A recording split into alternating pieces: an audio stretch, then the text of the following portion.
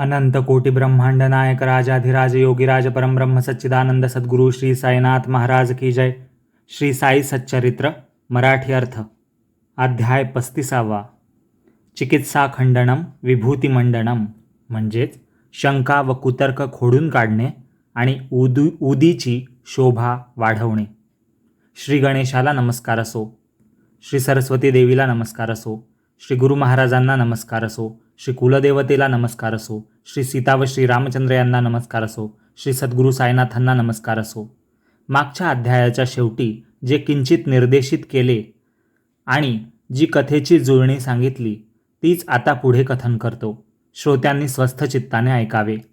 परमार्थाचा विचार करू जाता धार्मिक संप्रदायाचा किंवा शाखेचा अभिमान फार अडथळा आणतो.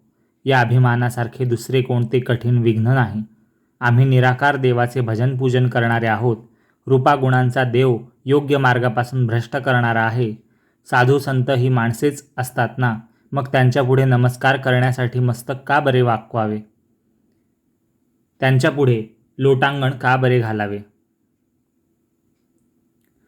त्यांच्यापुढे लोटांगण घालू नये, त्यांना दक्षिणा देऊ नये आणि त्यांच्यापुढे माना मुळीच वाकवू नये. ही भक्तीची थट्टा आहे. शिर्डी संबंधी कोणी काही अशा अनेक गोष्टी सांगतात, परंतु त्या सगळ्या विश्वास ठेवण्यासारख्या वाटत नाहीत. म्हणतात की तेथे गेल्यावर साईबाबा दक्षिणा मागतात. साधू जर द्रव्य गोळा करू लागले तर तो त्यांच्या साधुत्वाचा कमीपणा आहे. अंधश्रद्धा बरी नव्हे. प्रत्यक्ष अनुभव घेतल्यावर कसे वागायचे याचा निर्णय आम्ही आपल्या मनात ठरवू. आम्ही दक्षिणा देणार नाही. ज्याच्या मनात द्रव्याची लालसा असते त्याचे साधुत्व आमच्या मनाला पटत नाही. आम्हाला नमस्कार करण्याला तो योग्य वाटत नाही. आम्ही शिर्डीला जाऊन त्याची भेट घेऊन येऊ. त्याच्या पायाला नमस्कार करणार नाही किंवा दक्षिणाही देणार नाही. असो, जो असे कुतर्क करून शिर्डीला जाण्यास निघे आणि आपल्या निश्चयाची नीट आठवणही राखत असे, तोही शेवटी साईंचे दर्शन घेतल्याबरोबर त्यांना शरण जात असे. ज्याने साईंना पाहिले तो आपल्या जागीच चिकटला, पुन्हा नाही परतला आणि साईंच्या चरणी रमला. दातात गवत धरून अगदी नम्र होऊन जसे कोणी शरण यावे तसे तो आपला पूर्वीचा निश्चय विसरून साईबाबांच्या पायांना वंदन करीत असे. धार्मिक संप्रदायाचा अभिमान विरून जाऊन जेथे जीवाला अत्यंत सुख वाटेल तो हा 35वा अध्याय श्रोत्यांनी आदरपूर्वक ऐकावा. तसेच अप्रत्यक्ष रीतीने उदीचा प्रभाव जाणविणारा बाळा पाटील नेवासकराचा चमत्कार आणि सापाला साईच मानून त्याने प्रेमाने त्याचा आदर कसा केला हेही ऐकावे. श्रोतेजन हो, माझ्यावर दया करा. मी केवळ आज्ञेचा दास आहे. आदरपूर्वक आज्ञेचे पालन करणे हेच मी जाणतो. त्यातूनच हे अक्षरांनी लिहिलेले चरित्र तयार झाले. बाबांच्या चरणांवर दृष्टी ठेवल्यावर तेथून ज्या काव्याच्या लाटा उठतात त्या मी चरित्ररूपी पवित्र घड्यामध्ये वरच्यावर भरतो. आम्ही कासवीची पिल्ले केवळ नजर टाकल्याने किंवा पाहत राहिल्याने कासवीकडून आम्ही पोसलेलो असतो. आम्ही तहानेने किंवा भुकेने व्याकुळ झालेले कधीच नसतो आणि सदा संतुष्ट ठेवलेले असतो. दृष्टीचे एक सुख असले म्हणजे आम्हाला अन्न पाणी लागत नाही. केवळ दृष्टीच आमची तहान व भूक नाहीशी करते. त्या दृष्टीचे कौतुक किती म्हणून वर्णन करावे. आमच्याही संपूर्ण नजरेचे विषय दयेचे सागर साई महाराज आहेत. त्या पाहण्यात दृश्य म्हणजे जे समोर दिसतंय, द्रष्टा म्हणजे जो पाहतोय आणि दर्शन म्हणजे पाहण्याची कृती. दृश्य, द्रष्टा आणि दर्शन या तिघांच्या समूहांचा ठाव ठिकाणच पुसला जातो म्हणजे मिटवला जातो. तसेच आम्हाला अंगाची कातडी आणि स्पर्श या दोन्ही ठिकाणी साईच प्रगट दिसतात. नाक व वास यातही साईंचाच निवास वाटतो. अथवा कानांवर शब्द पडताच साईंचे रूप डोळ्यासमोर उभे राहते. आणि श्राव्य म्हणजे श्रवण करण्यास योग्य, श्रावक जो ऐकतोय तो, आणि श्रवण म्हणजे श्रवणाची ऐकण्याची क्रिया यांची त्रिपुटी एकदम गळून पडते. जीभ जेथे चव घेण्यासाठी मागे पुढे हलते तेथे साईच मिसळून जातात आणि मग रसना म्हणजे चव घेणारी जी जीभ आहे ती रस आणि रसास्वाद रस आस्वादन करण्याची चव घेण्याची जी कृती आहे ती जीभ, रस आणि रस घेण्याची कृती, या त्रिपुटीचे बिचारे कोणते मोठे कौतुक. हीच गोष्ट कर्मेंद्रियांची असते. त्या सर्वांनी फक्त एका साईचीच सेवा केली तर सर्व कर्मे नाश पावून नैष्कर्म्य पदरी पडेल. नैष्कर्म्य म्हणजे कर्मांच्या परिणामांपासून मुक्तता मिळेल. असो, आता हा ग्रंथ लांबला आणि साईंच्या प्रेमामुळे विषय सोडून भलतीकडेच वाहावला. मागील संगतीकडे म्हणजे मागच्या अध्यायात उल्लेख केल्याप्रमाणे लक्ष देऊया आणि आपली कथा पुढे चालवूया. एक मूर्तिपूजा न मानणारे, निराकार ईश्वराची उपासना करणारे फक्त चौकशी करण्याच्या बुद्धीने शिर्डीला जाण्यास उत्सुक झाले. ते म्हणाले की शिर्डीला येऊन आम्ही फक्त त्या साधूचे दर्शन घेऊ. आम्ही मान मुळीच वाकवणार नाही आणि दक्षिणाही देणार नाही. या 2 शर्ती मान्य कराल तरच आम्ही शिर्डीला येऊ. मित्राने कबूल केल्यावर ते त्याच्याबरोबर जाण्यासाठी निश्चिंत मनाने निघाले. त्यांचे मित्र होते काका महाजनी, ज्यांची संतांबद्दलची भावना निर्मळ होती, परंतु त्यांचे मित्र मात्र शंकाकुशंका घेणारे होते. दोघेही मुंबईहून शनिवारी रात्री निघाले आणि रविवारी सकाळी शिर्डीत येऊन पोहोचले. दोघे साईंचे दर्शन घ्यायला मशिदीत गेले तर त्यावेळी तेथे काय घडले ते स्वस्थ चित्ताने ऐका. मशिदीच्या पायरीवर पाऊल ठेवताच त्या मित्राला दुरूनच पाहून बाबांनी "का यावे जी" अशा गोड शब्दात हाक मारली. बाबांचे हे प्रेमाचे शब्द ऐकून "का यावे जी" त्या मित्राला खूण पटली आणि त्या शब्दांच्या उच्चाराच्या विशेष तऱ्हेने त्याला आपल्या वडिलांची आठवण झाली. "का यावे जी" या शब्दांचा उच्चार करताना बाबांनी जो आवाज केला तो ऐकताच तो मित्र मनात आश्चर्यचकित झाला. त्या आवाजाची मोहक तऱ्हा पाहून त्याला आपल्या स्वर्गवासी पित्याचे स्मरण झाले. त्यांच्याच आवाजाची ही तऱ्हा पूर्ण भासली आणि नक्कल अगदी हुबेहूब वाटली. काय त्या शब्दांची आकर्षण शक्ती! काकांच्या मित्राला मोठा अचंबा म्हणजे आश्चर्य वाटले आणि ते म्हणाले की हे माझ्या वडिलांचेच शब्द आणि हा आवाजही खात्रीने माझ्या ओळखीचा वाटतो. असो, वडिलांच्या तोंडचे ते बोलणे ऐकून ते मित्र मनात विरघळले आणि पूर्वीचा निश्चय म्हणजे ठरवलं जे होतं की नमस्कार करणार नाही आणि दक्षिणा देणार नाही हे विसरून त्यांनी साईबाबांच्या पायांवर मस्तक ठेवून नमस्कार केला. पुढे बाबांनी फक्त काकांकडून दक्षिणा मागितली आणि ती त्यांनी दिली. ते दोघेही परत फिरले. मग पुन्हा दुपारी जेव्हा काका बाबांकडे गेले तेव्हा त्यांचे मित्रही त्यांच्यासोबत गेले. दोघांनाही मुंबईला जायचे होते म्हणून काकांनी जाण्याची आज्ञा मागितली. आताही त्यांचे मित्र बरोबर गेले होते. आताही बाबांनी दक्षिणा मागितली, ती सुद्धा फक्त काकांकडूनच. साईबाबा म्हणाले की 17 रुपये दे मला, परंतु त्या मित्राकडून काहीच मागितले नाही, जो दक्षिणा देणार नव्हता असा ठरवून आला होता. म्हणून त्यांच्या मनाला चुटपूट लागली. त्यांनी काकांना हळूच विचारले मित्राला की तुमच्याकडूनच बाबा का दक्षिणा मागतात? सकाळीही तुमच्याकडूनच मागितली आणि आता सुद्धा तुमच्याकडूनच मागतात. मी तुमच्याबरोबर असताना मला का बरे वगळतात? काकांनी हळूच उत्तर दिले की बाबांनाच हे विचारा तुम्ही. इतक्यात बाबांनी काकांना विचारले, हा तुला काय म्हणतोय रे? त्यावर त्या मित्राने स्वतःच बाबांना विचारले की दक्षिणा देऊ का? त्यावर बाबांनी उत्तर दिले, तुझ्या मनात देण्याची इच्छा नव्हती म्हणून मी नाही मागितली. तुझी इच्छा असेल तर दे. बाबांनी दक्षिणा मागितल्यावर भक्त ती देतात म्हणून जे मित्र त्यांना हिणवीत असत तेच आता बाबांनी दक्षिणा मागितली नाही तरी ती देऊ का म्हणून स्वतःहून विचारतात. हे पाहून काकांना आश्चर्य वाटले. पुढे बाबा त्या मित्राला म्हणाले, जाशील रे, 1 मिनिट बैस येथे. मग त्याची भेदभावयुक्त भावना घालवण्यासाठी गोड उपदेश साईंनी केला. साई म्हणतायत त्याला की तुमच्या आमच्यातील तेल्याची भिंत सगळी पाडून टाका, म्हणजे एकमेकांना भेटायचा मार्ग मोकळा होईल. टीप: बाबा तेली किंवा नारायण तेली असे अंतस्थ एखाद्या दुष्ट वृत्तीला अनुलक्षून वरच्यावर म्हणत असत.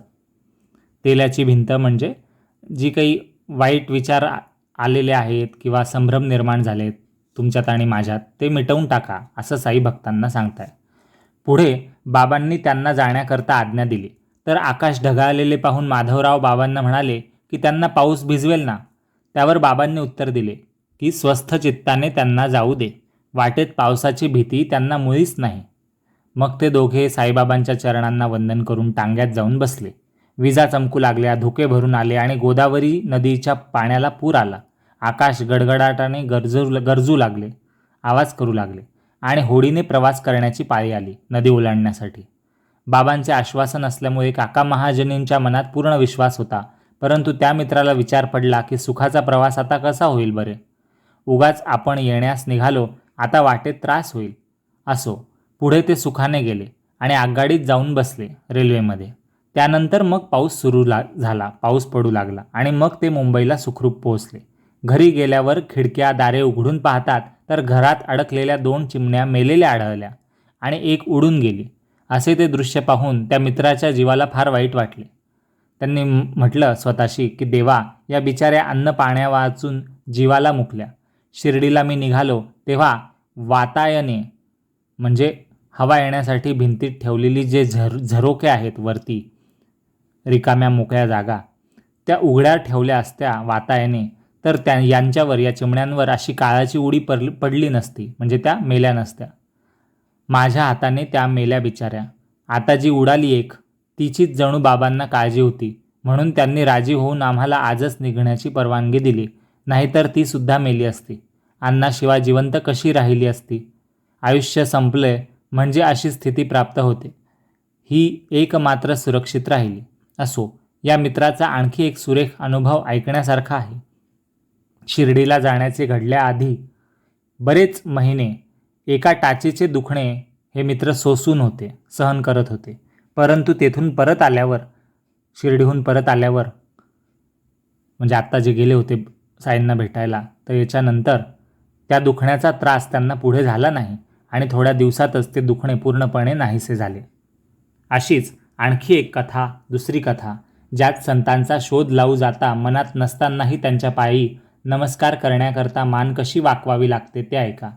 तसेच दक्षिणा देण्याचा विचार नसताना मोहपाशात अडकून आपला पक्का निश्चय मोडून ते ती कशी देतात दक्षिणा, हेही ऐका. मुंबईचे राहणारे सॉलिसिटर म्हणजे कायद्यांचे विद्वान, कायदेपंडित धरमसिंह जेठाभाई ठक्कर यांची पूर्वपुण्याई बळावली, म्हणजे त्यांचं नशीब चांगलं होतं आणि साईंना भेटण्याचे त्यांच्या मनात आले. काका महाजनींचे शेठ ते हेच. दोघांचा दाट घरोबा म्हणजे परिचय होता, ओळखत होते काका महाजनींना हे धरमसिंह जेठाभाई ठक्कर. शेठजींना वाटले की थेट शिर्डीला जाऊन साईंची प्रत्यक्ष भेट घ्यावी. काका महाजनी ठक्करजींच्या पिढीवर मुख्य कारभारी होते, म्हणजे मेन ऑफिसर होते. एका मागून एक लागोपाठ सुट्ट्या साधून ते शिर्डीला जाण्यास तयार होत असत आणि काका महाजनी नेहमी शिर्डीत जात होते आणि ते काय वेळेवर परत येत असत. 8-8 दिवस शिर्डीत ते काढत असत आणि म्हणत की परत येण्यासाठी साईंची परवानगी नव्हती. ही काय कामाची तऱ्हा झाली. असले कसले हे संत. असली आमच्या विरुद्धची उठावणी आम्हाला पसंत नाही, म्हणून साईंविषयी सोक्षमोक्ष लावण्यासाठी, म्हणजे शेवटचा निर्णय घेण्यासाठी शिमग्याच्या सुट्टीत शेठजी धरमसी स्वतः निघाले शिर्डीला. शेठजींच्या अंगात भयंकर देहाभिमान म्हणजे गर्व होता आणि आपल्या ऐश्वर्याचा मोठेपणा होता. संत झाले तरी ते माणसासारखेच ना, मग त्यांच्यापुढे मान कशासाठी नमवायची. साईबाबांच्या अधिकाराचे स्थान पाहून शास्त्री व पंडित दमून हार मानत, म्हणजे साईंपुढे कोणाचं चालायचं नाही. साईंचं ज्ञान आणि शक्ती एवढी होती. तेथे बिचारे धरमसी ते किती टिकाव धरू शकतील आणि आपला निश्चय तरी ते किती कायम ठेवू शकतील. परंतु अंधश्रद्धा बरी नव्हे. अंधश्रद्धा म्हणजे चुकीचा विचार मानणं, खोटा विचारालाच खरं मानून राहणं, तर हे योग्य नाही. आपण स्वतःच आपली खात्री करून घेऊया असा निश्चय करून त्यांनी शिर्डीला जाण्याची तयारी केली. काकासाहेब दीक्षितांच्या बॉसने, म्हणजे शेठने, धरमसिंह जेठाभाई ठक्करने. कारण की काका महाजनी नेहमी जात होते आणि 8-8 दिवस राहत होते आणि बाबांनी यायला परवानगी दिली नाही असं सांगत होते. मग हे यांच्या शेठला, बॉसला, जे सॉलिसिटर कायदेपंडित धरमसिंह जेठाभाई ठक्कर होते, त्या शेठला ते आवडलं नाही. प्रत्येक वेळी असं होतं, म्हणून ते साईबाबांना पाहायला गेलेत की नेमके काय आहे बुवा हे. आपण स्वतःच आपली खात्री करून घेऊया असा निश्चय करून त्यांनी शिर्डीला जाण्याची तयारी केली. जेठाभाई ठक्करने, धरमसिंह जेठाभाई ठक्कर. वर वर्णन केलेल्या मित्राप्रमाणेच धरमसिंह सुद्धा काका महाजनींना सोबत घेऊन निघाले आणि त्यांना म्हणाले की तुम्ही शिर्डीला जाता आणि तेथेच राहता, या खेपेला ही गोष्ट चालणार नाही, म्हणजे यावेळेस ही गोष्ट चालणार नाही. माझ्याबरोबरच परत तुम्ही आले पाहिजे, हे पक्के लक्षात ठेवा. तेव्हा काका त्यांना म्हणाले की हे तर आमच्या हाती नाही. म्हणून धरमसिंगनी आणखी एक सोबती प्रवासात घेतला. तिघजणं झाले. न जाणो काका नाहीच परतले तर प्रवासात सोबत्याशिवाय धरमसिंगना चालत नसे. म्हणून त्यांनी आणखी तिसऱ्याच बरोबर घेतले आणि ते तिघे निघाले. जगात परोपकारी भक्तांचे अनेक प्रकार असतात. परोपकारी भक्त म्हणजे दुसऱ्यांवर कृपा करणारे, दुसऱ्यांना मदत करणारे भक्त. त्यांचेही अनेक प्रकार असतात. त्यांचा संशय घालवण्यासाठी बाबा त्यांना धरून वेगवेगळ्या गावातून शिर्डीला आणत असत. मग ते जेव्हा परत जात असत ते भक्त, तेव्हा आपले अनुभव ते इतरांना सांगत असत किंवा लोकांना चांगल्या मार्गाला लावण्यासाठी कोणाच्या तरी हातून लिहून घेत असत साईंचे अनुभव. थोडक्यात सांगायचे म्हणजे हे जे कोणी शिर्डीला जात असत ते दर्शन घेऊन तृप्त होत असत. सुरुवातीला त्यांच्या भावना कशाही असोत, पण शेवटी त्यांना मोठा आनंद प्राप्त होत असे. म्हणून चिकित्सेची आवड असली तरी आपणहून ते शिर्डीला जात असत. चिकित्सा म्हणजे चेक करायला, परीक्षा घ्यायला किंवा स्वतःहून जोखायला की काय बुवा हे अनुभवायला. परंतु खरी गोष्ट वेगळीच असे. ते बाबांचेच कार्य साधत असत, म्हणजे ही बाबांच्याच इच्छेने ते येतात हे त्यांनाही माहीत नव्हतं भक्तांना. बाबाच त्यांना स्फूर्ती देत, तेव्हाच त्यांचा घराबाहेर पाय पडत असत. त्यांची नैसर्गिक वृत्ती, त्या भक्तांची वृत्ती जागवून बाबा त्यांना परमार्थाच्या मार्गाला लावत असत. बाबांच्या योजना कोणाला ठाऊक असणार, त्या जाणण्याचा प्रयत्न केला तर दुर्दशाच पदरी पडेल, म्हणजे निराशा येईल.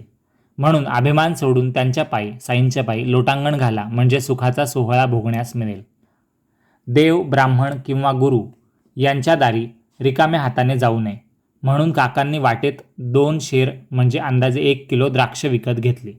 पोटात बी नाही अशा जातीचे द्राक्षे असतात, परंतु त्यावेळी बी असलेले द्राक्ष मिळाले. बिया असलेले म्हणजे निर्बीज नव्हते, ते त्याच्यात बिया होत्या त्या द्राक्षांमध्ये बारीक. म्हणून काकांनी जी बियावाले द्राक्ष मिळाले ते विकत घेतले 1 किलो. असो, गप्पा गोष्टी करता करता हे त्रिकूट म्हणजे तिघजणं शिर्डीत येऊन पोहोचले आणि बाबांच्या दर्शनासाठी मशिदीत गेले. तेथे साईबाबांचे भक्त बाबासाहेब तरखड बसलेले होते. त्यांना कुतूहलाने शोध लावण्यासाठी धरमसिंग काय विचारतात ते ऐका. त्या भाऊसाहेब तरखड नावाचे जे भक्त आहे मशिदीत बसलेले, तिथे धरमसिंह आलेले आहेत काका महाजनींना घेऊन साईबाबांबद्दल चौकशी करायला. तर साईबाबांविषयी ते बोलत आहेत की येथे काय आहे, काय येता, असं बाबासाहेब तरखड नावाच्या भक्ताला शेठ धरमसिंह विचारत आहेत. त्यावर तरखड म्हणाले की दर्शनाकरता येतो. धरमसिंह आणखी पुढे म्हणाले, येथे तर चमत्कार घडतात असे ऐकले आहे. त्यावर तरखडांनी उत्तर दिले की माझी तरी अशी भावना नाही. ज्याच्या मनात जशी तीव्र इच्छा असेल त्याप्रमाणे त्याची ती इच्छा पुरी होते. असो, काकांनी बाबांच्या पायावर मस्तक ठेवले, काका महाजनी जे भक्त होते, आणि हातात द्राक्ष अर्पण केली. ते 1 किलो द्राक्ष आणली बियांची. ती मंडळी जमलेली होती आणि बाबांनी ती द्राक्ष सगळ्यांना वाटायला सुरुवात केली. इतरांप्रमाणे बाबांनी धरमसिंगनाही, म्हणजे जे काका महाजनींचे बॉस होते, शेठ होते, सॉलिसिटर, त्या धरमसिंग जेठाभाई ठक्कर यांनासुद्धा, जे परीक्षा पाहायला आले होते किंवा साईंना चेक करायला आले होते, त्यांनासुद्धा काही द्राक्ष साईंनी स्वतः दिली. परंतु ती सबीज द्राक्ष म्हणजे बियांची द्राक्ष होती, ती त्यांना आवडत नव्हती. सॉलिसिटर धरमसिंग जेठाभाई ठक्कर यांना, त्या बॉसला, त्यांना बी नसलेली म्हणजे निर्बीज द्राक्ष आवडत होती. या असल्या द्राक्षांची त्यांना चीड होती. सुरुवातीलाच अडचण उभी राहिली. ती खावी कशी म्हणून त्यांना अवघड वाटले, कारण की ते त्यांना आवडत नव्हते. परंतु त्याचा अव्हेर करणेही त्यांच्या मनाला जड वाटले, कारण साईंनी स्वतः दिले होते द्राक्ष. मग ते न खाणं पण चांगलं वाटत नव्हतं बुवा. शिवाय डॉक्टरांनी द्राक्ष धुतल्याशिवाय खाऊ नये असं त्यांना सांगितलं होतं, आणि ती फक्त आपणच धुवून खाणे योग्य वाटेना, कारण बाकीचे कोणी धुत नव्हते, डायरेक्ट साईंनी दिलेले द्राक्ष खात होते. आपण कसं काय धुवायला जायचे, आणि याच्यात बिया पण आहेत बुवा, बिया मला आवडत नाही, असे नाना प्रकारचे विचार, तर्क त्यांच्या मनात उठले, धरमसिंग शेठच्या मनात. पुढे मग त्यांनी ती तोंडात टाकली आणि बिया चघळून त्या खिशात ठेवल्या. साधूचे ते पवित्र स्थळ उष्ट्या वस्तूने अपवित्र त्यांना करवेना. म्हणजे त्या बिया इकडे तिकडे टाकाव्या बा, साधूच्या ठिकाणी आलो आहे आपण, असं त्यांना चांगलं वाटलं नाही, म्हणून त्यांनी खिशात बिया टाकल्या, द्राक्षाच्या बारीक बिया. नंतर शेठजी मनात म्हणू लागले की हे बाबा साधू असताना मला या सबीज म्हणजे बियांवाल्या जातीची द्राक्ष आवडत नाहीत, हे या साधूंना कळत नाही आहे का? कसं कळत नाही? बळजबरीच मला हे बियांवाले द्राक्ष त्यांनी का बरं दिली, का देतात ते? त्यांच्या मनात असे विचार उठले नाहीत, तोच साईबाबांनी तीच द्राक्षे त्यांना परत दिली, आणखी दिली धरमसिंह शेठला. ती बी असलेली आहे असं जाणून धरमसिंहनी तशीच हातात ठेवली, तोंडात घातली नाही.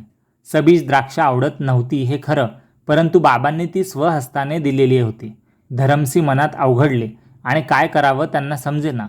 तोंडात घालायचे मन होईना म्हणून मुठीत जपून ठेवली. इतक्यात साईबाबा त्यांना म्हणाले, टाक रे खाऊन. आणि शेठजींनी आज्ञा पाळली. बाबांनी खाऊन टाक म्हटले आणि धरमसिंहनी ती द्राक्ष तोंडात टाकली, तर ती सर्व निर्बीज लागली. म्हणजे त्यात बिया नव्हत्या आता, जे त्यांना पाहिजे होतं धरमसिंहना, बिया नसलेली द्राक्ष. आणि धरमसिंहना मोठा चमत्कार वाटला. अशी ती द्राक्षे बी शिवायची लागल्याने, म्हणजे बिया नसलेली अशी त्यांना कळलं चाखल्यावर. तेव्हा धरमसिंह आश्चर्य करू लागले. ते विचार करतायत धरमसिंह की केवढे विलक्षण हे सामर्थ्य, या संतांना काय अशक्य आहे. माझ्या मनाची इच्छा जाणून साईबाबांनी जी जी द्राक्ष मला दिली ती सबीज व न धुतलेली असून निर्बीज आणि हितकारक निघाली. म्हणजे काही धोका नाही अशी, धुतलेली नसतानाही, आणि वरती त्यांच्यात बियाही नव्हत्या जसं मला पाहिजे होतं, असं त्यांनी विचार केला. आणि धरमसिंगचे मन थक्क झाले. शंका कुशंका काढण्याचा विसर पडला, डोक्यातून निघून गेलं. सर्व अभिमान गळून पडला आणि संतांबद्दल प्रेम उत्पन्न झालं. पूर्वी केलेले सर्व बेत प्लॅन नाहीसे झाले. हृदयात साईबाबांबद्दल प्रेम उपजले, म्हणजे प्रेम वाढलं. आणि शिर्डीला येण्याची जी उत्सुकता होती ती दृढ निश्चय केल्याप्रमाणे पक्की झाली.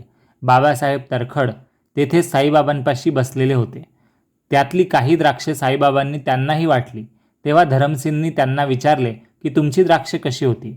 तरखडांनी जेव्हा ती सबीज होती, म्हणजे बिया असलेली आहेत असं सांगितलं, तेव्हा धरमसिंगच्या मनात अतिशय आश्चर्य वाटले आणि साईबाबा साधू आहेत, महान आहेत अशी श्रद्धा बसली. ती पक्की होण्यासाठी धरमसिंगना आणखी कल्पना सुचली. जर साईबाबा साधू असतील तर पुढची द्राक्षे काका महाजनींना दिली जातील. साईबाबा द्राक्ष पुष्कळ लोकांना वाटत होते, परंतु शेठजींच्या मनात वरील कल्पना येताच त्यांनी काकांपासून सुरुवात करताच शेठजींना नवल वाटले. म्हणजे शेठजींच्या मनात, धरमसिंगच्या मनात विचार आला की आता काका महाजनींना पहिले देतील ते, परत एकदा सुरुवात करताना वाटताना पुन्हा. अशा साधुत्वाच्या खुणा, असा हा मनकवडेपणा, म्हणजे दुसऱ्याच्या मनातील विचार ओळखण्याची शक्ती साईबाबा साधू मानण्यास धरमसिंगना आता पुरे झाला. माधवराव देशपांडे तेथे जवळच होते. ते मग बाबांना समजावून सांगू लागले की हे धरमसिंह शेठ काका महाजनींचे मालक आहेत, शेठ आहेत. त्यावर बाबांनी काकांना आनंद देईल असे अगदी स्पष्ट उत्तर दिले. साईबाबा म्हणाले, हा कुठला काकाचा मालक? त्याचा मालक आणखी दुसराच आहे, म्हणजे मी स्वतःच आहे, असं साईबाबा सुचवत होते. आणखी एक आश्चर्याची गोष्ट, साईबाबांनी तेथे धुनी शेजारी उभा राहिलेल्या एका आचार्यावर कशी घातली पहा. साईबाबा म्हणाले की हे शेठजी जे येथपर्यंत आले ते काय माझ्याच करता कष्ट घेऊन आलेले नाही. या आप्पासाठी म्हणजे आचार्यासाठी प्रेम दाटले म्हणून ते शिर्डीस आले. याबद्दलची माहिती अशी की धरमसिंगना खाण्यापिण्याची अगदी उत्तम सोय लागत असे आणि शिर्डीत येण्याआधी त्याबद्दल त्यांनी खात्री करून ऑर्डर देऊन ठेवली होती. हे जाणून साईबाबांचा त्यांना हा टोमणा होता. दुसऱ्या कोणाला हे समजले नाही, पण धरमसिंग मनात समजले. असो, असे संभाषण झाले. धरमसिंह शेठ आपला निश्चय विसरले. आपणहून बाबांच्या पाया पडले आणि मग ते वाड्यात परत गेले. पुढे दुपारची आरती झाली. घरी परत जाण्याची तयारी चालली आणि बाबांची आज्ञा घेण्याची वेळ आली म्हणून मंडळी मशिदीकडे निघाली. धरमसिंह शेठ काकांना म्हणाले की मी तर बाबांची आज्ञा नाही मागणार, तुम्हीच ती मागा, तुम्हालाच ती लागते. त्यावर माधवराव धरमसिंगना म्हणाले, काकांचे काही नक्की नाही. 1 आठवडा झाल्याशिवाय त्यांना परवानगी मिळणार नाही. तुम्हीच विचारून घ्या ना का. पुढे ते तिघे मशिदीत जाऊन बसल्यावर माधवरावांनी आज्ञा मागितल्यावर बाबांनी जी गोष्ट सुरू केली ती स्वस्थ चित्ताने ऐका. साईबाबा सांगतायत, एक अस्थिर स्वभावाचा गृहस्थ होता. घरी धनधान्याची चंगळ होती. शरीराला शारीरिक किंवा मानसिक दुःख नव्हते. तरी नसती उपाधी म्हणजे उगाच त्रास करून घेणे त्याला आवडत असे. कारण शिवाय डोक्यावर भार वाहत असे आणि इकडे तिकडे हिंडत असे. मधूनच खाली ठेवत असे तो भार विचारांचा आणि पुन्हा वर उचलत असे. त्याच्या मनाला स्वस्थता नव्हती. त्याची अशी अवस्था पाहून माझ्या मनात दया उत्पन्न झाली आणि मी त्याला म्हणालो की वाटेल त्या एका ठिकाणी निश्चयपूर्वक तो बोजा म्हणजे ते वजन ठेव की आता उगाच का असा भटकतोस, एकाच जागी स्वस्थ बैस. असं साईबाबांनी गोष्ट सांगितली. धरमसिंगना ही गोष्ट झोंबली. हा आपल्यालाच इशारा त्यांना वाटला. यत्किंचित कारण नसताना धरमसिंग सदा काळजी करत असत आणि उगाच त्रास करून घेत असत. विपुल संपत्ती आणि मानपान असून त्यांच्या मनाला समाधान नव्हते. पाठीशी काल्पनिक दुःखे मोठी दुःखे लावून घेऊन त्यांच्याच विचारात ते सदा गढलेले असत. साईबाबांच्या तोंडची गोष्ट ऐकून शेठजी मनात आश्चर्य करू लागले की ही तर माझीच परिस्थिती बाबांनी सांगितली आणि म्हणून त्यांनी मोठ्या आदराने ती ऐकली. काकांना इतक्या लवकर परतण्याची परवानगी मिळेल ही तर अशक्यतेच्या पराकाष्ठेची घटना होती, परंतु ती प्रयासाशिवाय सहज मिळाली म्हणून धरमसिंगच्या मनाला संतोष वाटला. धरमसिंगची फार इच्छा होती की काकांनी आपल्याबरोबर परत निघावे आणि बाबांनी होकार देऊन तीही पार पडली. शेठजींचा म्हणजे धरमसिंगचा हाही एक पण होता, पैज होती. बाबांना त्याची सूचना कशी मिळाली हेही बाबांचे साधुत्व ओळखण्याचे धरमसिंगचे नाविन्यपूर्ण लक्षण होते आणि त्यांना ते पटले. धरमसिंगचे सर्व संशय दूर झाले आणि साई साधू आहेत हे स्पष्ट झाले. ज्याच्या मनात जसा भाव होता तसा त्याला बाबांनी अनुभव दाखविला. ज्या ज्या मार्गाने जाऊ इच्छितात त्या मार्गाला साईबाबा भक्तांना लावतात. त्यांनी मिळवलेल्या पात्रतेची बाबांना कल्पना असते आणि परमार्थही त्यांना त्याप्रमाणेच प्राप्त होत असतो. भक्त भक्तियुक्त अंतःकरणाचा असो की उपहास करणारा असो, साईबाबा दोघांवर सारखीच कृपा करणारे होते. एकाला टाळायचे आणि दुसऱ्याला जवळ करायचे त्या कनवाळू माऊलीला ठाऊक नव्हते. मग ते दोघे जेव्हा निघाले तेव्हा बाबांनी काकांकडून 15 रुपये दक्षिणा मागून घेतली आणि त्याबरोबर ते म्हणाले की दक्षिणेसाठी ज्याने मला 1 रुपया दिला असेल त्याला मला 10 पटीने मोबदला मोजून द्यावा लागतो. मी कोणाची काहीही फुकट घेत नसतो. मी सगळ्यांकडून सरसकट दक्षिणा मागत नसतो. ज्याच्याकडे माझा फकीर बोट दाखवेल त्याच्याकडेच मी दक्षिणेची गोष्ट काढत असतो. तो फकीरसुद्धा ज्याचा ऋणी त्याच्याकडेच मागणी करत असतो आणि दाता ती देऊन जणू काय पुढे पिकाची कापणी करण्याकरता पेरणी करत असतो. पैसेवाल्या माणसाचा पैसा परोपकाराची कृत्य आणि शास्त्रोक्त धार्मिक विधी करण्यात खर्च झाला तरच त्याला तो कल्याणकारक असतो. पैसा सदाचरणाने वागल्याचे आणि उदारपणे दान करण्याचे एक फळ निश्चित प्राप्त होते. ते म्हणजे त्या माणसाच्या ठिकाणी ज्ञानाला जागा मिळते, म्हणजे ईश्वरप्राप्तीच्या मार्गाचा बोध होतो. बहुतेक लोक कष्टाने मिळवलेले हे धन आपल्या आवडीने भोगण्यासाठीच आहे असे मानून धर्मकार्य करण्याचे सोडून कारणाशिवाय वाटेल तसे खर्च करतात. पै पैसा गोळा करून 10 कोटीपर्यंत जमवलेले धन जो मनुष्य विषय सुखांचा उपभोग घेण्याच्या छंदात कधीही फुकट घालवत नाही तो मनुष्य सुखी होतो. न अदत्तम उपतिष्ठती म्हणजे दिल्या वाचून मिळत नसते हे वेदशास्त्र वचन सर्वांनाच ठाऊकच आहे. पूर्वी दिलेले समोर उभे राहते म्हणून बाबा नेहमी दक्षिणा मागतात.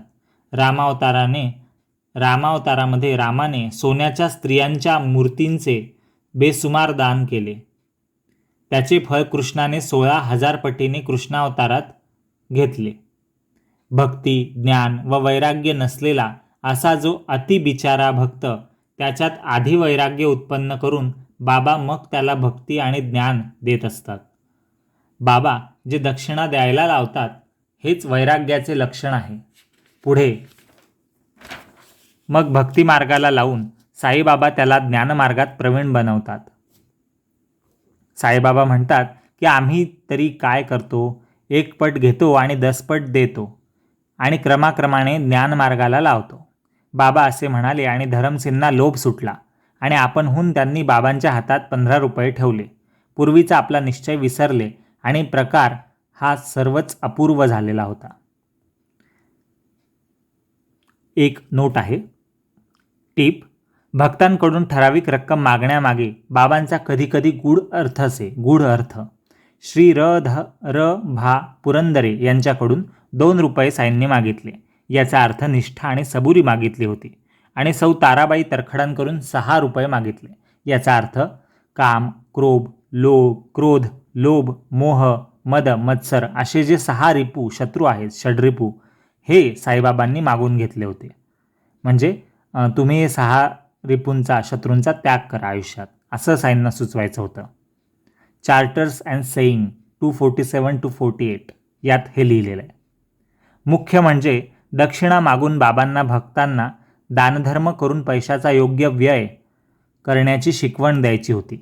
उपनिषदात आणि पुराणात दान देण्याचे महत्त्व ठिकठिकाणी सांगितले आहे. या जन्मी असली पुण्यकर्मे केल्याचे उत्तम फळे पुढच्या जन्मी मिळतात. रामाने नाही का रामावतारात स्त्रियांच्या अपार सुवर्णमूर्तींचे दान केल्याने कृष्णावतारात 16 सहस्त्रपटींनी त्याचे भाग्य फळ भोगले. शिवाय दक्षिणा दिल्यामुळे भक्तांचा पैशाबद्दलचा लोभ कमी कमी होत जाऊन त्यांच्यात वैराग्य उत्पन्न व्हावे, हीही बाबांची इच्छा होती. कारण वैराग्य आल्यावरच पुढे भक्ती आणि ज्ञान यांचा मार्ग सुलभ होतो. एकूण दक्षिणा मागण्यात बाबांचा स्वतःसाठी पैसे गोळा करण्याचा हेतू नसून फक्त भक्तांचे येणं प्रकारेणं म्हणजे कोणत्याही प्रकारे कल्याण साधून देणे, म्हणजे त्याच्यासाठी जे योग्य आहे ते घडवून आणणे, हाच हेतू होता. नाहीतर त्यांनी देह सोडला तेव्हा त्यांच्या खिशात फक्त 16 रुपये कसे सापडले असते. ग्रंथाचा अध्याय पुढे चालवू. धरमसिंगना वाटले की आपण आधी उगाच बढाई मारली होई. बरे केले, प्रत्यक्ष समोरासमोर आलो, त्यामुळे साधू कसे असतात हे समजलो आणि प्रचिती येऊन म्हणजे अनुभव येऊन त्यांच्यावर आसक्त झालो. असो, मनात नीट विचार केल्याशिवाय नमस्कार करण्याकरता आम्ही येणार नव्हतो, तेही आपणहून आलो. खरेच साधूच्या करणीचा कोणालाच पत्ता लागत नसतो. ज्याच्या तोंडी सदा अल्ला मालिक म्हणजे ईश्वरच या जगताचा मालक आहे हा जप असतो, त्याला करण्यास अशक्य असे काय असणार. आम्ही फक्त साधूंचे चमत्कार पाहण्यासाठी आतुर होतो. आमचा निश्चय फुकट गेला. आम्ही माणसाला लोटांगण घातले आणि त्यांनी न मागता आम्ही आपणहून दक्षिणा दिली. आमची सगळी बढाई व्यर्थ झाली आणि आपणहून आपले मस्तक साई चरणी ज्या पूज्य भावाने अर्पण केले, भावनेने, त्यापेक्षा आश्चर्य ते दुसरे कोणते असेल. कोणी नमस्कार करो की न करो, दक्षिणा देवो की न देवो, आनंदाचे मूळच असलेले आणि दयेने अगदी परिपूर्ण असलेले साई कोणाचा तिरस्कार करत नसत. पूजा केली तरी त्यांना आनंद वाटत नसे आणि हेटाळणी केली तरी त्यांना दुःख वाटत नसे.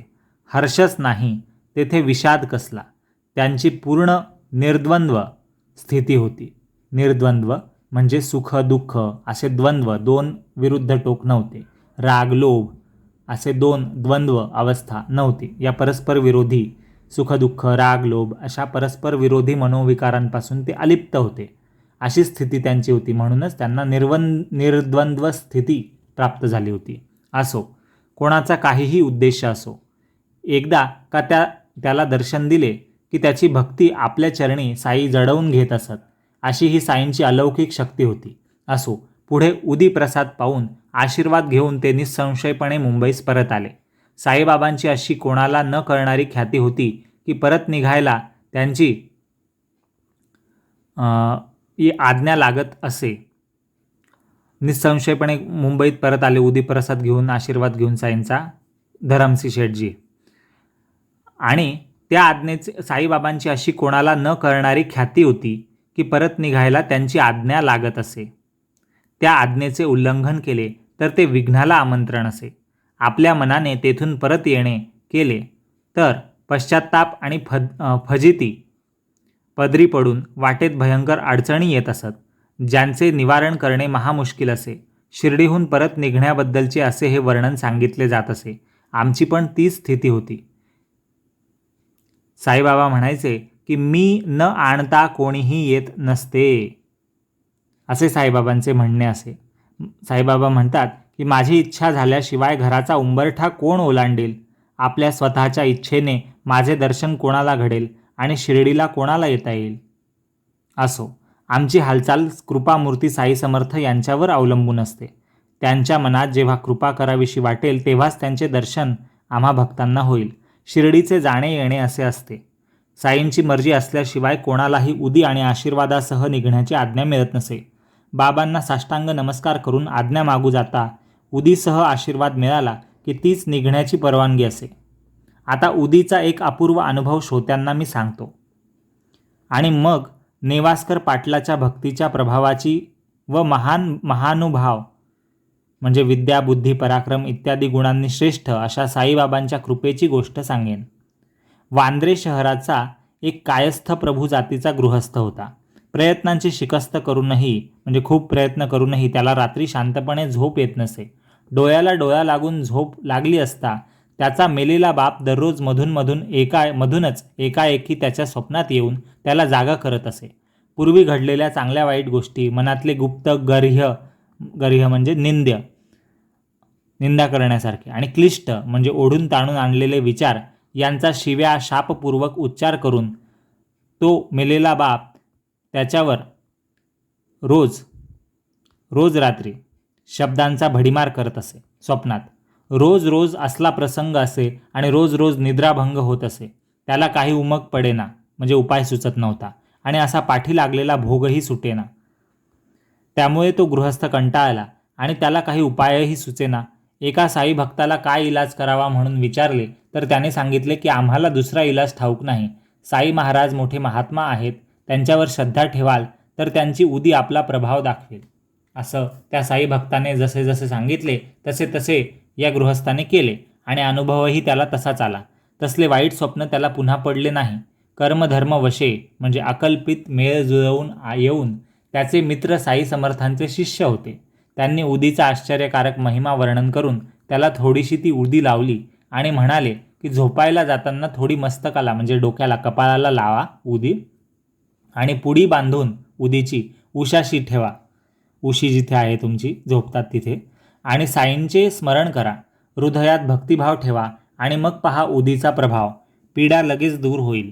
उदीचा हा सहज गुणच आहे असे ते म्हणाले. असो, असे झाल्यावर त्या रात्री त्या गृहस्थाला गाढ झोप लागली. दुष्ट स्वप्नांचा ठाव ठिकाणाच राहिला नाही आणि त्या गृहस्थाला अतिशय आनंद झाला. त्याच्या त्या आनंदाला काय विचारावे.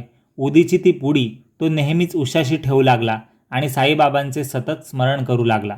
पुढे त्याने बाबांची छबी आणली म्हणजे फोटो आणला. गुरुवार साधून उशाशी भिंतीशी लावला आणि फुलांची माळ चढवून आदराने ती छबी म्हणजे तो फोटो पूजला. नेहमी छबीचे दर्शन घेऊ लागला. दर गुरुवारी त्या छबीला म्हणजे फोटोला फुलांची माळ चढवू लागला. मनातल्या मनात नित्यपूजा करू लागला आणि त्याच्या सर्व पीडांचे निवारण झाले. अशा प्रकारे नियमितपणे कडक रीतीने त्याने चालवले आणि त्याला कायमची सुख शांती लाभली आणि झोपमोड करणारे वाईट स्वप्नांच्या अनर्थाचे कष्ट तो विसरला. हा तर उदीचा एक उपयोग झाला. आता आणखी एक आश्चर्यकारक अपूर्व उपयोग सांगतो. कसल्याही संकट प्रसंगी या उदीचा प्रयोग केल्यास इच्छिल्याप्रमाणे फळ ती देते. म्हणजे जे तुम्ही इच्छा केली ते संकट काळात सोडवण्यासाठी फळ म्हणजे परिणाम चांगले देते हे उदी. बाळाजी पाटील नेवास्कर नावाचा एक थोर भक्त होता. बाबांची असाधारण सेवा करून त्यांच्यासाठी त्याने आपले शरीर झिजवले होते. गावात नित्य येण्या जाण्याचे तसेच लेंडी बागेची फेरी फिरण्याचे बाबांचे रस्ते झाडण्याचे काम हे नेवास्करचे असे. त्याच्यानंतर याच सेवेची पद्धत तशी चालू राहण्यास राधाकृष्णाबाई यांची अलौकिक कर्तृत्व शक्ती मोठी कामाला आली. सर्वांना पूज्य अशा ब्राह्मण जातीत जन्म असूनही अशी हलकी सेवा कशी करायची अशा विचाराचा मूर्खपणा त्या राधाकृष्णाबाईच्या निर्दोष मनाला कधीच शिवला नाही. सकाळच्या प्रहरी उठून हातात झाडू घेऊन बाबांचे रस्ते ती स्वतः झाडून स्वच्छ करत असे. किती धन्य तिची चाकरी म्हणजे सेवा. तिच्या या स्वच्छ आणि झटपट कामाची सर कोणाला बरं येईल.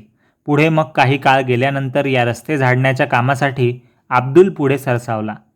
असा तो महान भाग्यवान बाळाजी पाटील संसारात राहून संसारात अनासक्त होता, म्हणजे आसक्ती नव्हती.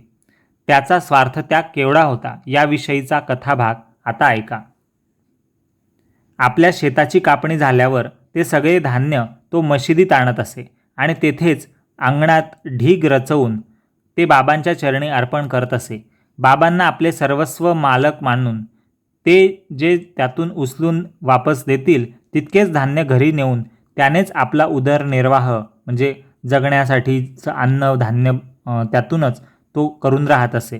महाराजांनी म्हणजे साईबाबांनी स्नान करून हातपाय आणि तोंड धुवून मोरीतून बाहेर आलेले पाणी हा प्यायचा आणि हे पाणी पिऊन बाळा पाटील राहत असे.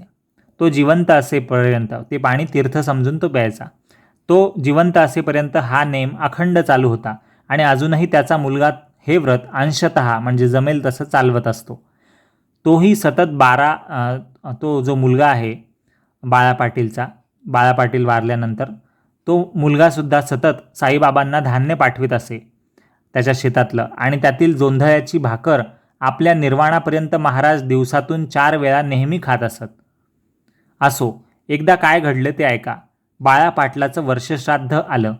वर्षश्राद्ध म्हणजे मृत पितरास उद्देशून त्यांच्या मरणाच्या दिवशी दरवर्षी पुत्रादिकांनी घरामध्ये करायचे ब्राह्मण भोजन, पिंडदान वगैरे कर्म. तर ते वर्षश्राद्ध आलं वडिलाचं, म्हणजे बाळा पाटील गेला तर त्याच्या मुलाला ते करावं लागणार होतं. त्यांच्या आत्म्याला शांती लाभण्यासाठी अन्नदान वगैरे, पिंडदान. अन्न शिजवून तेव्हा तयार झालं आणि वाढपी अन्न वाढू लागले. येणाऱ्यांचा अंदाज धरून घरात जेवण तयार केलं होतं, परंतु वाढण्याच्या वेळी अंदाजाहून जेवणाऱ्या लोकांची संख्या तिप्पट झाली. म्हणजे जिथे 10 लोक येणार असतील तिथे 30 लोक आले, 100 लोक येणार असतील 300 लोक आले. नेवास्करीण म्हणजे त्या नेवास्करच्या मुलाची, म्हणजे त्या बाळा पाटील जो मेला आहे त्याच्या मुलाची बायको म्हणजे नेवास्करची सून, बाळा पाटलाची सून मनात घाबरली आणि सासूबाईंना कानात हळूहळू सांगू लागली की आता फजितीची पाळी आली आहे बुवा, कशी दूर होईल. म्हणजे आता जेवायला इतके लोक आले आणि आपण एवढं जेवण बनवलेलं नाही आहे, मग आता काय करायचं असं ती सून विचारते सासूला. पण सासूबाईंची म्हणजे बाळा पाटलाची जी विधवा बायको आहे त्या बायकोची निष्ठा थोर होती साईंवर. ती म्हणाली की आपले साई समर्थ खंबीर असताना आपण कशाला काळजी करावी, तू अगदी निर्धास्त राहा, निश्चिंत राहा, असे आश्वासन देऊन त्या सासूने म्हणजे बाळा पाटलाच्या बायकोने एक मुठभर उदी ती रक्षा साईंची घेतली आणि जेवणाच्या प्रत्येक भांड्यामध्ये टाकली आणि ती भांडी कपड्याने झाकली. मग सुनेला सांगितलं त्या सासूने की तू आता आत जा आणि खुशाल बाहेर जाऊन सगळ्यांना हे वाढण्यापुरताच कपडा काढायचा प्रत्येक भांड्यावरचा आणि वाढणं झाल्यानंतर लगेच पुन्हा पूर्वीसारखा परत सरकवून झाकून ठेवायचा. एवढी खूण मात्र सांभाळ, म्हणजे एवढा नियम पाळ. हे साईंच्या घरचे अन्न आहे. ती सासू पुढे सांगते सुनेला की हे साईंच्या घरचे अन्न आहे, यातील एक कणही आपला नाही. त्याची लाज तो साई स्वतःच राखेल. त्याचा कमीपणा जर आला तर तो त्या साईकडेच असेल. आपल्याला त्याचा शरम वाटण्याचं, कमीपणा वाटण्याचं काही कारण नाही. हे साईचीच लीला आहे. आता हे त्याचंच अन्न आहे, त्याचंच घर आहे, आपलं काही नाही आहे, असं ती म्हणाली सुनेला.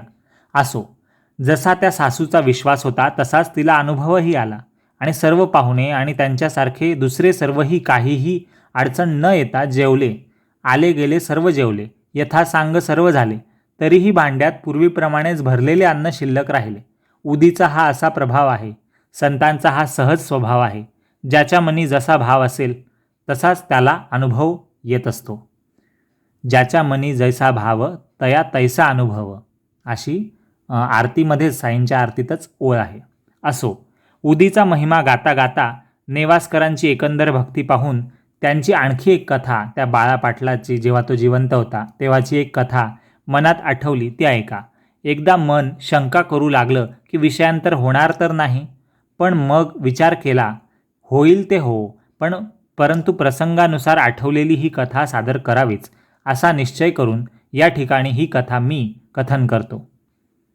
ती जर अस्थानी म्हणजे चुकीच्या जागी आली आहे असं वाटलं तरी श्रोत्यांनी मला क्षमा करावी. गोष्ट अशी आहे की एकदा रघु पाटील नावाचा एक शिर्डीचा रहिवाशी नेवाशाला पाहुणा म्हणून गेला होता नेवासे इथे, आणि बाळा पाटलाच्या घरीच उतरला. बाळा पाटील नेवासकर यांच्या घरी उतरला रघु पाटील. एका रात्री गुरेढोरे दावणीला बांधलेली असताना, दावणीला बांधली म्हणजे ज्याची टोके 2 खुंट्यांना बांधलेली आहे जमिनीत, अशा गुरे बांधण्याचा लांब दोर त्याला म्हणतात दावणी.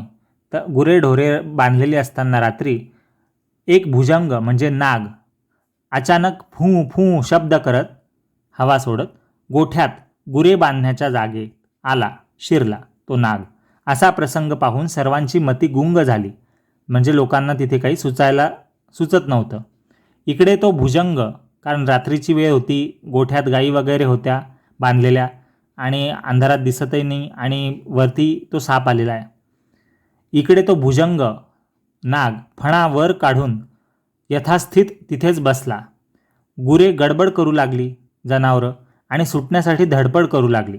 त्यांना सोडण्यासाठी दुसरा उपायच नव्हता, नाहीतर भुजंगावर पाय पडून एखादे संकट उभे राहायचे.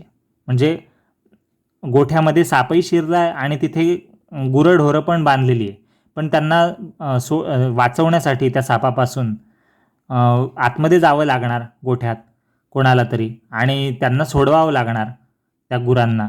पण तोपर्यंत जर भुजंगावर पाय पडला सापावर तर तो आपल्यालाच अपाय करेल. मग आता करायचं काय? तर भुजंगावर पाय पडून एखादे संकट उभे राहायचे. नेवासकरची भावना अगदी पक्की होती. नेवासकर म्हणजे हाच बाळा पाटील, की त्याची अशी भावना होती की साई महाराजच प्रगट झाले आहेत भुजंग रूपात. लांबून भुजंगाला पाहिले आणि नेवासकरच्या मनात अत्यंत आनंद झाला. त्याचे सर्व अंग रोमांचित झाले आणि त्याने साष्टांग प्रणिपात केला त्या भुजंगाला, नागाला. आणि तो नेवासकर पाटील म्हणाला की साईंची कृपा दृष्टी झाली आणि ते भुजंग रूपाने भेटीला आले. असो, मग त्याने त्या भुजंगासाठी दूध भरून वाटी आणली. काय त्या बाळाजी पाटलाची म्हणजे नेवासकरची भावना की त्याच्या मनात यत्किंचितही भीती वाटली नाही. उलट त्या भुजंगाला उद्देशून तो काय म्हणू लागला ते श्रोत्यांनी सावध होऊन ऐकावे. तो त्या सापाला, नागाला म्हणतोय, बाळा पाटील नेवासकर, की का हो बाबा साईबाबा, फो फो करता, काय आम्हाला भिववू पाहता, घाबरवण्याचा का प्रयत्न करता? ही दुधाची वाटी घ्या आणि स्वस्थ चित्ताने दूध प्या बघू, असं तो म्हणाला. त्या भुजंगाला म्हणजे नागाला वाटीभर दूध किती पुरेल म्हणून बाळाजीने तपेले भरून दूध आणले आणि मनात न भीता ते त्या नागापुढे ठेवले. सर्व भीती मनाच्या कल्पनांचीच असते. बाळाजीने त्याच्या पुढे दूध ठेवले आणि तो पूर्वीच्या जागी, फार जवळही नाही आणि फार दूरही नाही, असा जाऊन बसला. त्याच्या चेहऱ्यावर भुजंगाचे कौतुक होते, कारण तो भुजंगाला साईरूप मानत होता. भुजंगाचे येणे भीतीदायक असते. सर्वांचे काय सारखे विचार असतात. सर्वजण गोंधळून गेले आणि म्हणू लागले की हे संकट कसं बरं टळेल, बाहेर जावं तरी भीती. भुजंग जर माझघरात शिरला, म्हणजे जिथे सामान वगैरे ठेवलंय तिथे शिरला, तर त्याचे तेथून बाहेर निघणे कठीण होईल, असं लोक तिथे आजूबाजूचे घरातले वगैरे म्हणायला लागले. म्हणून ते त्याच्या हालचालीवर बारीक नजर ठेवून बसले. इकडे भुजंग तृप्त झाला. सर्वांचे डोळे चुकवून कोणीकडे अचानक गेला हे कळलेच नाही आणि सगळ्यांनाच आश्चर्य वाटले. मग तो सर्व गोठा सगळ्यांनी शोधला, पण त्या भुजंगाचा, नागाचा मुळीच पत्ता कोणालाच लागला नाही. बहुतेकांचा जीव शांत झाला, परंतु बाळा पाटील, तो नेवासकर आहे ज्याने दूध दिलं, ज्याला ते साई आहेत असं वाटलं, त्या नेवासकरांच्या मनात हुरहुर राहिली. ते मनात विचार करायला लागले की आरंभी गोठ्यात शिरताना जसा दृष्टीस पडला तसा परत जाताना दिसला असताच तर फार छान झाले असते. हीच त्यांची ती हुरहुर होती. असा तो अनुभव. बाळा पाटलाला 2 स्त्रिया होत्या, म्हणजे 2 लग्न झाले होते, 2 बाया होत्या. मुले बाळे लहान होती. ती सगळी कधी कधी नेवाशाहून बाबांचे दर्शन घ्यायला शिर्डीत येत असत. मग बाबा त्या दोन्ही स्त्रियांना चोळ्या, लुगडी म्हणजे साडी वगैरे कपडे विकत घेऊन साईबाबा स्वतः आशीर्वादासह ते देत असत. असा तो बाळाजी पाटील नेवासकर महाभाग्यवान भक्त होता. सच्चरिताचा हा मार्ग परंपरागत आलेला आणि सरळ आहे.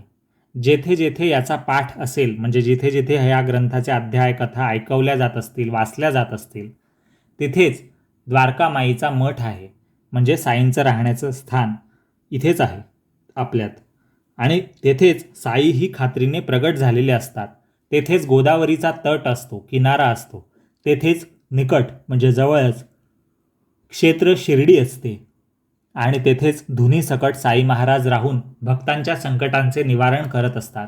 जेथे साई सच्चरित्राचे पठण असते तेथे साईंचा सदा वास म्हणजे राहणं असतं आणि या चरित्राचे साद्यंत पुन्हा पुन्हा वाचन केले असता सर्व प्रकारे साई प्रसन्न होतो.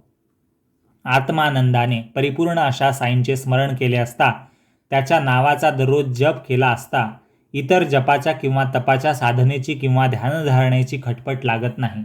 साई चरणी प्रेम ठेवून जे जे साईंची उदी नित्यनेमाने लावतील आणि तोंडात टाकतील त्यांच्या मनाच्या सर्व इच्छा पूर्ण होतील. त्यांचे चारही पुरुषार्थ धर्म, अर्थ, काम, मोक्ष साध्य होऊन ते कृतार्थ होतील भक्त. आणि स्वार्थ व परमार्थ म्हणजे सांसारिक त्यांच्या इच्छा आणि परमार्थिक आध्यात्मिक इच्छा यांच्याविषयीचे सर्व गहन तात्पर्य स्पष्ट दिसून येईल भक्तांना. उदीच्या स्पर्शाने महापापादी भयंकर पापे आणि सर्व उपपातकेही मुळासकट नाश पावतील आणि अंतर्बाह्य शुद्धता लाभेल. असो, उदी लावण्याचा महिमा भक्तांना ठाऊक आहे, परंतु श्रोत्यांचे कल्याण व्हावे म्हणून तिचे हे वर्णन वाढवले ही भाषा बरोबर नव्हे. मला स्वतःलाच तिचा महिमा नीट ठाऊक नाही असं लेखक म्हणतोय. तरीसुद्धा श्रोत्यांच्या हितासाठी संक्षिप्तपणे म्हणजे थोडक्यात या उदीच्या महिम्याचे निरूपण केले वेगवेगळ्या कथांमधून. म्हणून साईंना वंदन करून श्रोत्यांकडे मी हीच प्रार्थना करतो की आपणच आपला अनुभव घेऊन पहा. माझे एवढे सांगणे ऐका. येथे तर्कवितर्काचे काम नाही, म्हणजे लॉजिक आणि फॅक्ट्स चेक करण्याची वेगळी काही गरज नाही. अत्यंत पूज्य भाव हवा, म्हणजे तुमची श्रद्धा हवी, विश्वास हवा. बुद्धीची चलाखी चालवण्याचे येथे काम नाही, तर श्रेष्ठ श्रद्धाळू पाहिजे. श्रद्धेशिवाय जे केवळ तर्कवितर्क करणारे, वादविवाद करणारे किंवा चिकित्सक असतात त्यांनाच संतांकडून उत्तम उपदेश प्राप्त होत नसतो.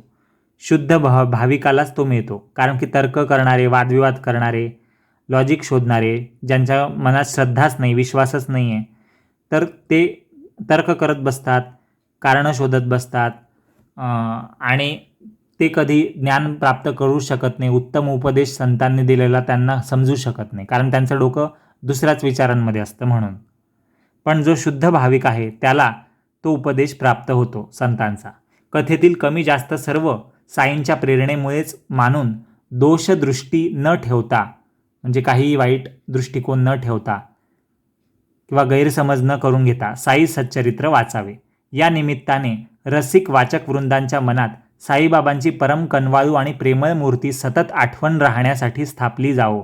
कोठे गोवा आणि कोठे शिर्डी, तेथली चोरीची सुंदर आनंद देणारी कथा साईबाबा आता पुढील अध्यायात स्पष्ट करून सांगतील. म्हणून हेमाडपंत मनात साई चरणी मस्तक ठेवून श्रोत्यांना नीट लक्ष देऊन ऐकण्याची नम्रपणे विनंती करत आहेत. सर्वांचे कल्याण असो. अशा प्रकारे संत आणि सज्जन यांनी प्रेरणा केलेल्या, भक्त हेमाडपंत यांनी रचलेल्या श्री साई समर्थ यांच्या सत्यचरित्राचा चिकित्सा खंडनम विभूती मंडनम नावाचा 35वा अध्याय समाप्त झाला, संपूर्ण झाला. श्री सद्गुरू साईनाथांना अर्पण असो.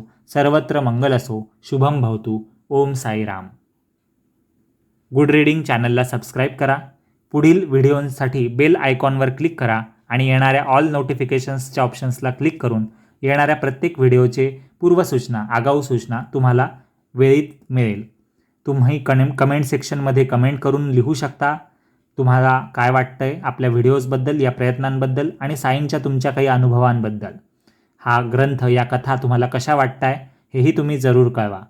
आणि यासोबत अजून कोणते ग्रंथ आपण पुढे घेऊ शकतो याबद्दल तुम्ही नक्कीच कळवू शकता.